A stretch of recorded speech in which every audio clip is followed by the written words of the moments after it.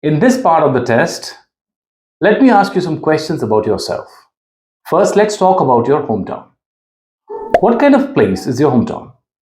I come from Bathinda. It's a city in Punjab, a vibrant and bustling city with a rich heritage culture. It's a place where modern infrastructure blends seamlessly with historical landmarks, making it both dynamic and deeply rooted in tradition. The people are warm and welcoming, and there's always something happening, whether it's a festival, a market, or a community event. Tell me about the most interesting places in your hometown. Well, one of the most fascinating places in my city, it's a palace. It's an old palace. It's a historic site that attracts tourists from all over, not just for its architectural beauty, but also for the stories behind it. The place has an air of nostalgia, and walking toward feels it like stepping back in time. It's also surrounded by lively cafes and street performers, adding to its charm. All right. What changes would you like to make to your hometown? While my city is already quite developed, I would love to see more green spaces and sustainable initiatives. Traffic congestion is a growing concern. So, better public transport and designated cycling lanes would make a huge difference. Additionally, stricter waste management policies would help keep the city cleaner and more eco friendly. Now, let's move on to talk about animals. What kinds of animals are popular pets in your country and why? Well, in my country, dogs and cats are the most common pets. Dogs, especially smaller breeds, are popular in urban areas because they adapt well to the apartment living. While cats are preferred by people who want a low maintenance companion, birds and fish are also quite popular, particularly among those who appreciate their aesthetic appeal and the calming presence. How are animals in your country used for work? Animals play a very significant role in various industries here. In rural areas, ox and buffaloes are still used for ploughing fields, while camels and horses are often employed for transport in some regions like Rajasthan.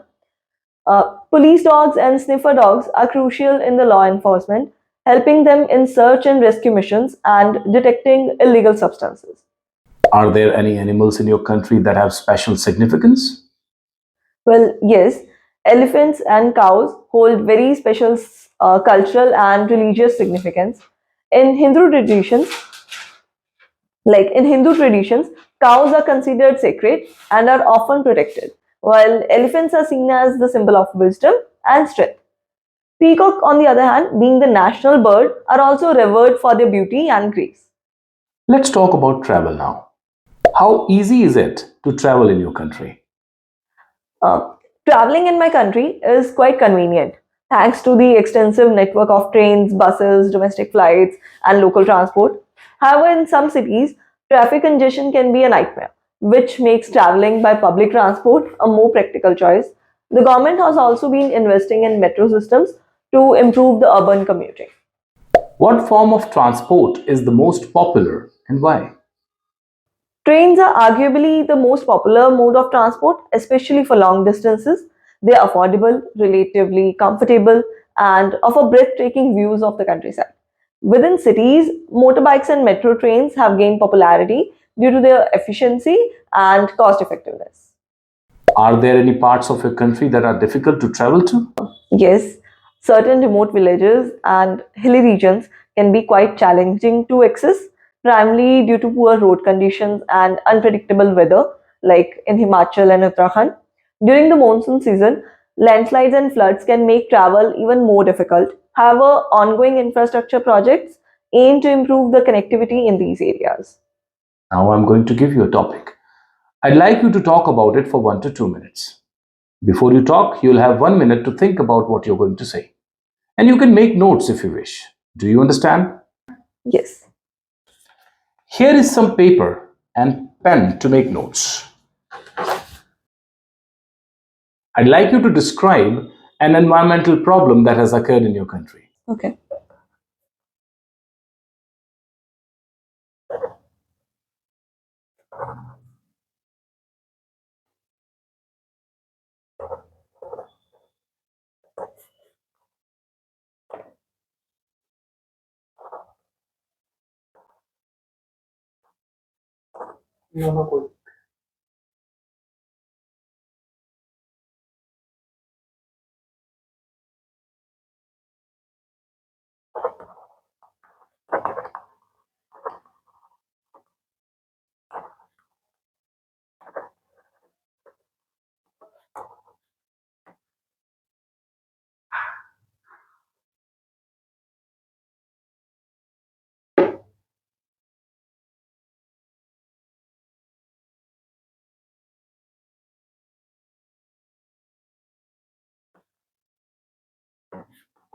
Uh, One major environmental issue that has significantly impacted my country is air pollution, particularly in major cities.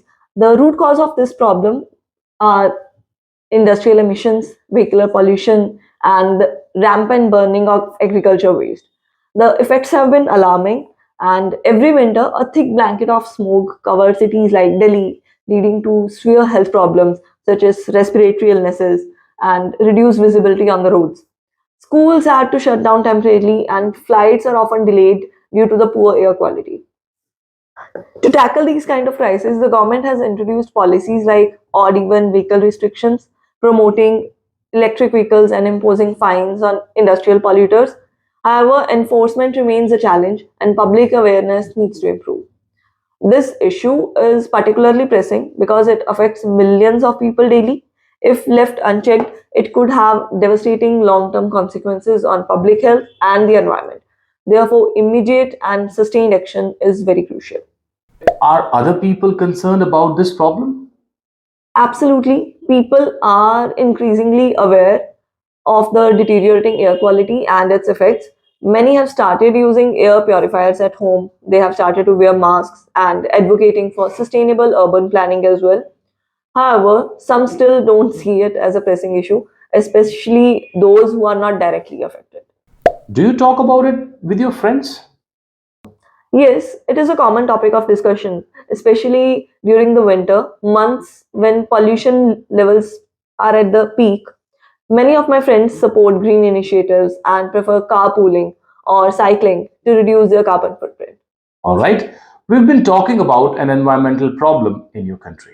And now I'd like to ask you some more questions related to this. First, let's consider global environmental problems. Tell me about some of the environmental problems that are affecting countries these days. Okay, so there are several pressing environmental issues worldwide, including the deforestation, climate change, water scarcity, and plastic pollution. Rising global temperatures have led to more frequent and severe natural disasters, while deforestation continues to threaten the biodiversity. Oceans are also suffering due to the excessive plastic waste and the oil spills. Do you think that governments around the world are doing enough to tackle the problems? While many governments have pledged to address these issues, the reality is that progress has been slow. Some countries have implemented ambitious green policies, but others continue to prioritize the economic growth over the environmental protection. More stringent regulations, international cooperation, and sustainable practices are needed to make a real impact. Okay. Now we'll look at environmental problems and disasters caused by humans. What do you consider to be the world's worst environmental disaster caused by humans? Well, one of the world one of the worst disasters was the Chernobyl nuclear accident that happened in 1986. The explosion released massive amount of radiation, leading to thousands of deaths and long-term health issues for generations.